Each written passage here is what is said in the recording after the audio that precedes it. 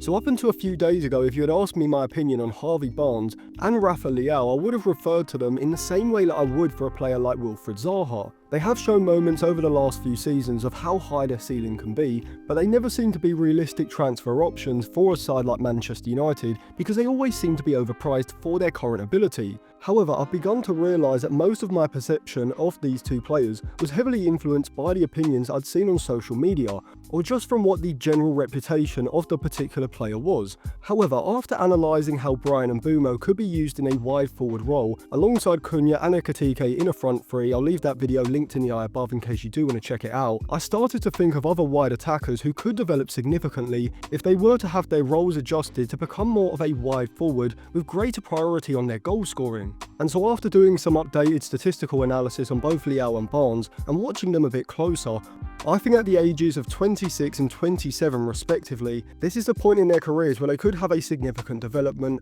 and rise in their performance to the elite level. And like with Bryan Mbeumo and even Mohamed Kudus, I do think there is the skill set and the high value attributes in their game to suggest that they may have elite level potential. However, unlike other players, I think it would require them to be used in a very specific tactical role, and Ruben Amorim's 3-4-3 could provide the perfect base to implement it if he was willing to make some tactical adjustments. And so in this video I'm going to be comparing Rafa Leao, Harvey Barnes, Bryan Mbeumo and Mohamed Kudus, both in terms of their current and potential ability, assessing the costs, risks and rewards, as well as a probability of success, before coming to a conclusion on how I would rank each of these four players in relation to a move to Manchester United. But before I get into that, if you want to check out any cheap, good quality football jerseys, go over to jerseyfifa.co. They've got a variety of different current season and retro jerseys, including the new releases of the Manchester United shirts for the upcoming season. They also sent me over this Manchester United 2006-2007 white away shirt with Ronaldo number 7 on the back, as well as this Sedan Juventus shirt from the 1990s. If you use code ATLANTIS at checkout, you will get a 10% discount, so I'll leave it linked in the description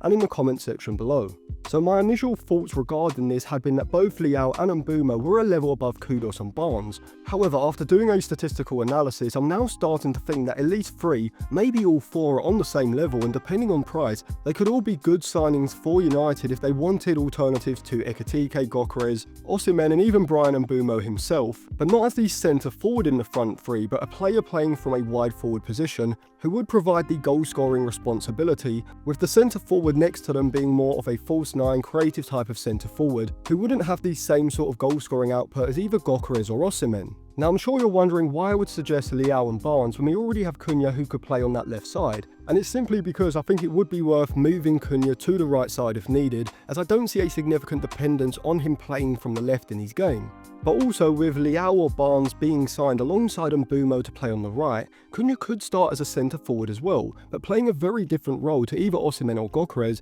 but fairly similar to Ekitike, essentially a more evolved and complete version of Xerxes. See, with Cunha starting as a centre forward playing more of a false 9 role, his deeper movement will either see him become a free man to create overloads in certain areas, allowing him to receive the ball in space and turn if the centre-back holds his position in the back line and doesn't follow his movement high up the pitch. But if the centre-back does decide to follow Cunha high, he then risks opening up the space in the defensive line centrally, from where the players in the interior forward positions can play the role of wide forwards. I guess based on where they play most of their minutes, inside forwards would probably be the most accurate description of Barnes, Leao and Mbeumo currently, with Kudus being a bit harder to pin down. However, I think the next tactical evolution in their careers should be a similar inside forward to wide forward transition that we've seen with players like Mo Salah, Ronaldo, Bale and Thierry Henry, which was the tactical evolution that all 4 of those players made in order to propel themselves to new levels. But in the case of Mo Salah and Gareth Bale,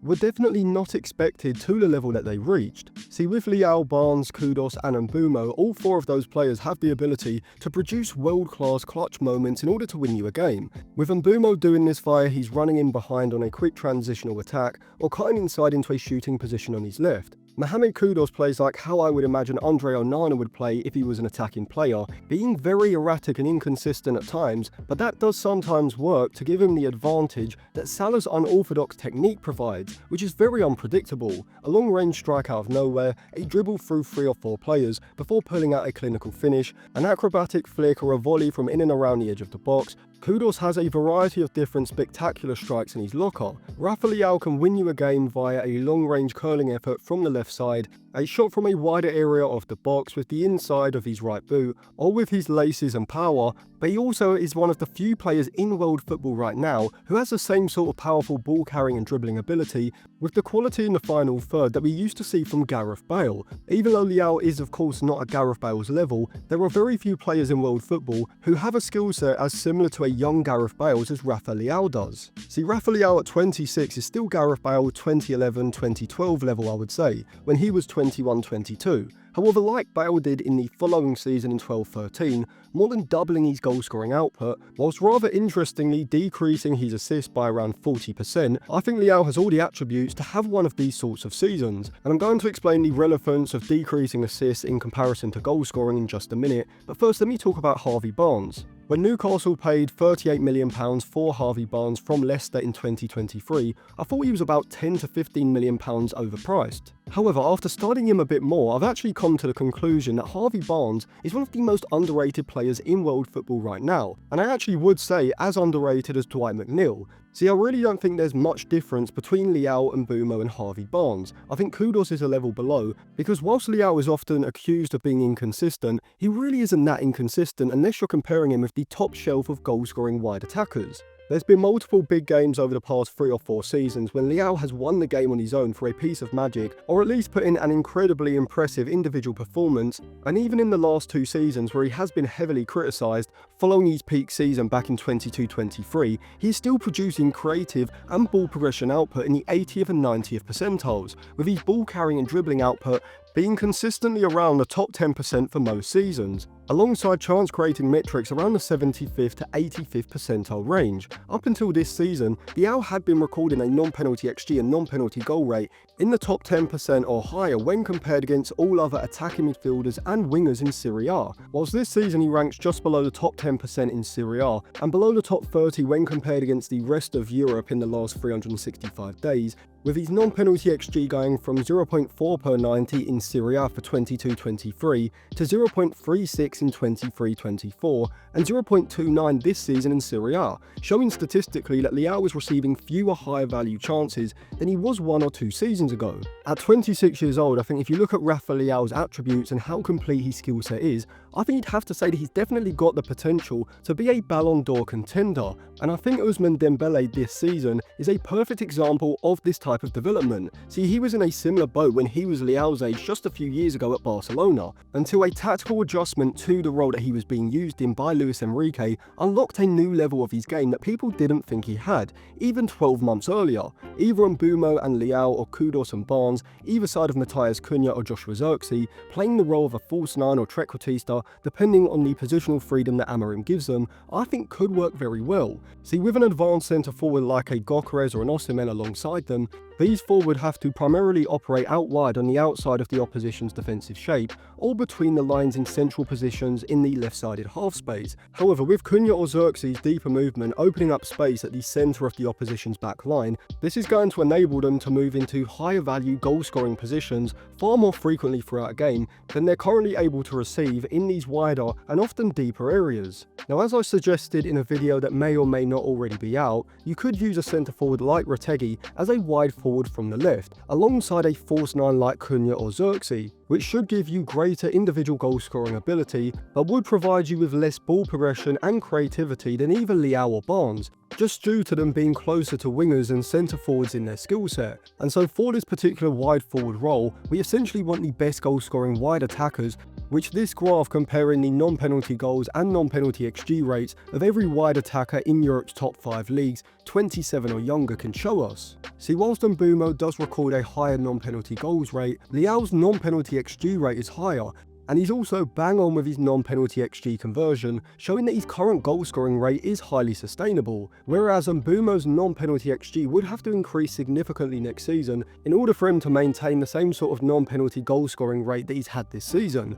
Kudus, on the other hand, is the opposite to Mbeumo, actually recording a higher non-penalty XG rate around the same as Leao, but the difference is this season he's massively underperformed his non-penalty XG rate, despite the season before in 23-24 having massively overperformed his XG rate, which provides the perfect case study example of why looking at non-penalty XG, as well as whether a player's conversion of that non-penalty XG is sustainable, is so important when trying to judge a player's goal-scoring output over the mid to long term, with Mbeumo this season and Kudus in 23-24 scoring a lot of long-range, spectacular, low-probability shots that they likely aren't going to be able to continue to score at the rate they currently are, thereby likely to lead to a potential decrease in their overall non-penalty goals, as we've seen with Kudus this season. However, rather surprisingly for many of you I would assume, from a goal-scoring statistical point of view, Harvey Barnes looks the most impressive, not only recording a higher non-penalty XG and non-penalty goal rate than any of the other three,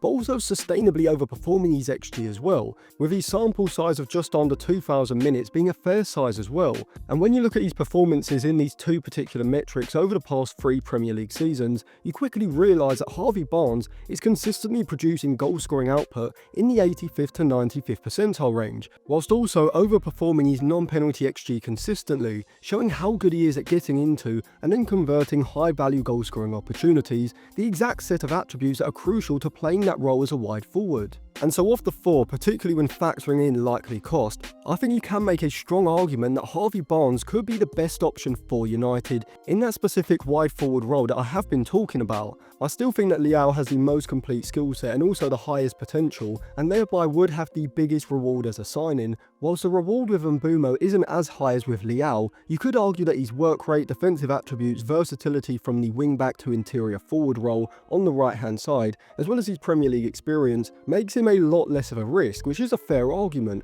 But personally, I don't think that makes him a better signing than Rafa Leao for the same price, as for over 50 and 60 million pounds, Mbeumo is going to have to reach a higher level than if he was signed for between 30 to 40, which does cancel out a lot of those advantages his deal would have over Leao. Now, when it comes to Mohamed Kudus, I think like Leao, he also has higher potential than either Barnes or Mbeumo, but the inconsistency that people talk of with Leao is more applicable to Kudus, and whilst his skill set and highly unique abilities could make him ideal for that wide forward role at around 30 to 40 million pounds, he's definitely not worth the reported 60 to 65 million that West Ham are reportedly demanding, and at that price, despite also being overpriced, I think Mbeumo would probably be a better signing. However, Harvey Barnes on the other hand ticks a lot of the same boxes as Mbeumo in terms of being Premier League proven, high defensive work rate and having the versatility between positions on the left side, but he's also scoring at a higher rate, a more sustainable rate and with a higher non-penalty XG, not just this season but also over the past few Premier League seasons. And whilst he is about 18 months older than Mbeumo and Leao and almost free when compared to Kudus, his PSR cost per season with a salary of likely 4 million a season lower than either Leao or Mbeumo, and around 60 to 65% of the transfer fee, likely around 40 million pounds, would be around 8 to 10 million pound a season and 40 to 50 million pounds in total cheaper over the course of the 5-year contract, does make the deal seem a lot more appealing and one that United should at least be considering if Cunha and Xerxes were going to be used as withdrawn centre forwards and 1 or 2 wide forwards were needed. Now I'll comment to these 4 in other videos, but let me know what you think of Harvey Barnes. Is he underrated in comparison to the likes of Mbeumo, Leao and Kudus? And if you want to check out any cheap, good quality football jerseys, go over to jerseyfifa.co. You can use code ALANTIS at checkout for a 10% discount. I'll leave a link in the description and in the comment section below. And if you do want to check out any of those plot graphs or some of my articles, you can sign up for a 7-day free trial for my Patreon. And you can also get access to the Instagram discussion group chat. And so I'll leave the Patreon linked on the end screen now.